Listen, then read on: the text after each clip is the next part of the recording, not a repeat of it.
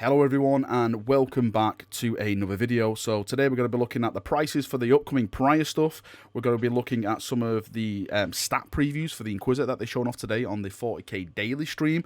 We're going to be looking at something called dense cover, which still gives me a headache right now. We'll get into that segment of the video because I swear to God, GW, this is the most confusing bloody thing I have ever read in my life. And also I want to talk about the Indomitus box because I got some more information from a vendor about the quantities of the Indomitus box and what happens once it's all gone. So let's jump in and let's get going. So let's start with the prices before we go any further, because of course these are the next big thing. So the Psychic Awakening book is going to be £25. There's nothing new there.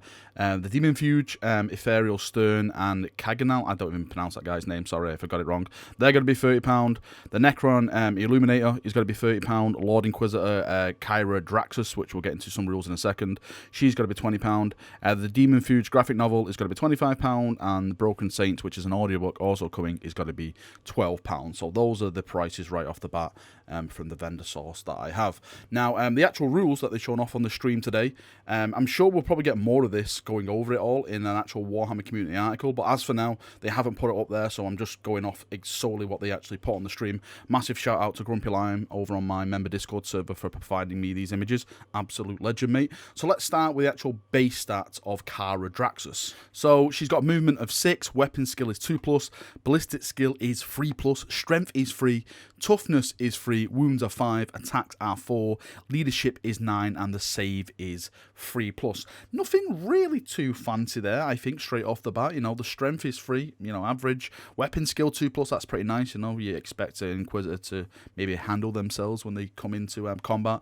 Now, if we go down to actual weapons that's going to be equipped with, of course, she's going to have more. This is just a preview.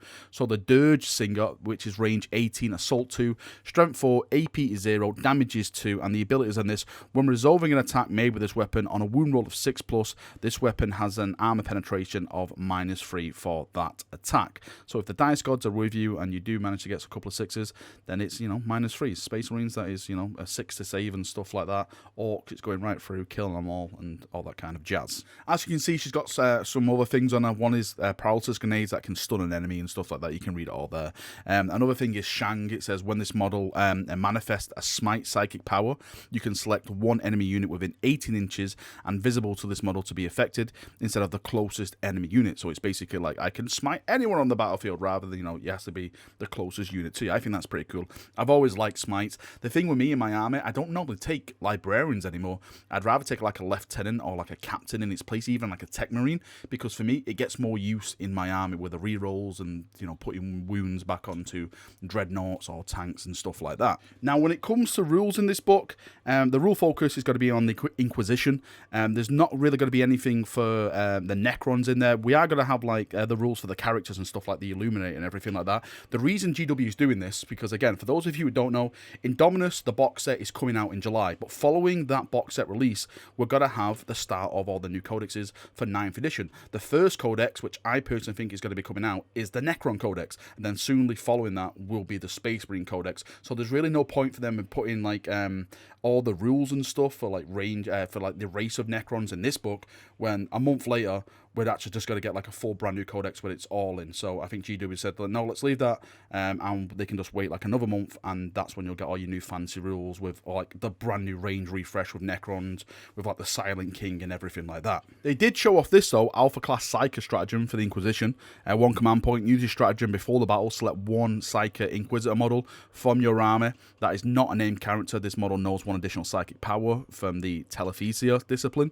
You can attempt to deny one additional psychic power in your opponent's psychic phase.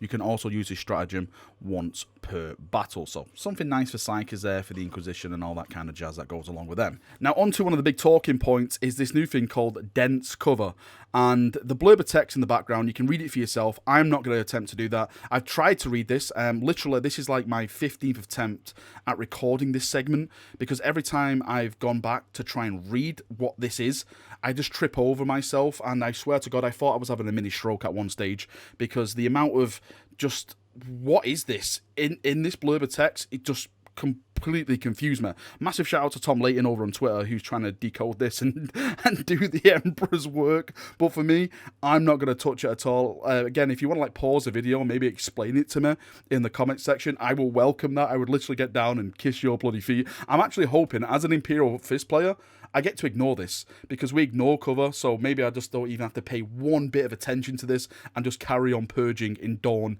and the Emperor's bloody name. And just before we go on to the Indomitus box set, there's one thing that actually made me giggle about this, is that GW have been explaining to us about 9th edition and like how easy they want it to be, you know, faster games, more flowing, bullet points and stuff like that, and then they unleash this upon us. It's like, come on GW, I don't understand what you're trying to do. I've seen some of the other preview rules, which, you know, are broken down, they look cool and stuff like that, and then you just have this blurb of text, and I'm like, oh my god, what is this? Come on GW, you need to break it down for us. Is this going to be like the day one FAQ, dense cover broken down into bullet points? Because so far I am literally confused. Now, on to the last subject, which is the Indomitus box. I know people have been sending me questions about this. Hey, Valrak, when's it coming out?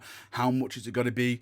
That is all up for debate at the moment. I know, like, people are saying £120 to £150. I really want it to be £120, but I just can't see it to be £120, and I don't really want to get my hopes up for it being that price. But if it is that price, then it's an absolutely killer saving. But when it comes to the release date, we all know it's in July and everything like that. When it's in July, I'm probably going to say it's going to be pre-order early July and then coming out late July, as some of the rumours have been pointing to. Now, what it means for the actual box set itself, this is not a starter set. I know some people still think it's a starter set. It's not. This is not a starter set. This is like what the Sisters of Battle did, where it's like a limited edition kind of set. Once it is gone, it is gone. Now, what does that mean? Now, a lot of people have been thinking that it's going to be available until, like, all right, it's released in July and then it'll run all the way up to September, and, you know, you can still buy it between those months.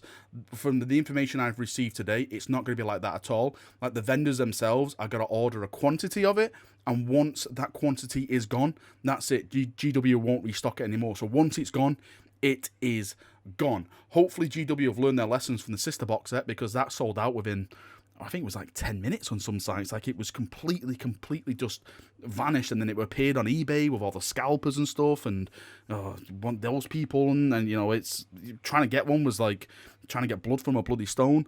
So hopefully there's going to be a lot of quantities of this box set, because there's a lot of people that are interested in picking up this bloody box set. Alright, Chaperonios, that's me done for another video. Thank you for coming, thank you for watching as always.